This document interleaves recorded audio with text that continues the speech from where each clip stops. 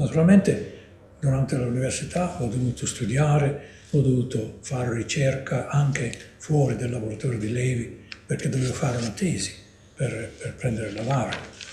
E la tesi avevo deciso di farla non in anatomia normale, ma in anatomia patologica, perché l'anatomia patologica riflette le malattie, mentre invece l'anatomia normale insomma, è la base.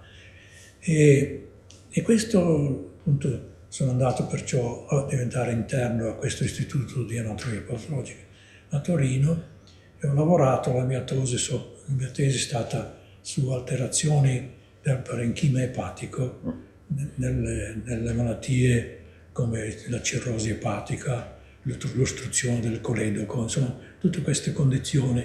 E lì quello che è venuto fuori è stato molto interessante.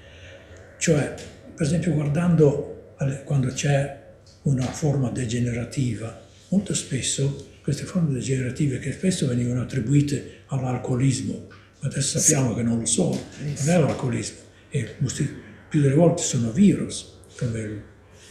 E quello che notavo è che la struttura del fegato è fatta, ci sono dei punti rotondi, dei barili, con le cellule che vanno tutte convergendo verso il centro, e il sangue dall'intestino viene dal di fuori, attraversa tutto e poi va a finire nella vena che va nella circolazione generale, insomma.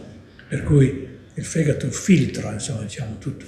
E quello che notavo è che quando c'erano questi fenomeni degenerativi, molto spesso la degenerazione avveniva sulla lunghezza di questi barili, nel radio, insomma. Sì. Questo era il percorso del sangue.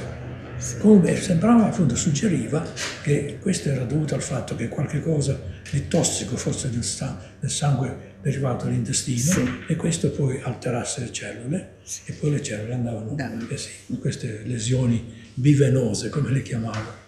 E infatti, insomma, a quel momento non ha fatto molta impressione questo risultato, ma infatti questo si può benissimo capire che era dovuto appunto al fatto che questo virus proveniva dall'intestino e poi sì, attaccava le cellule, e poi uno dopo l'altro il virus continuava a riprodursi, ma sempre nella direzione del sangue, perché quella era la direzione del sangue.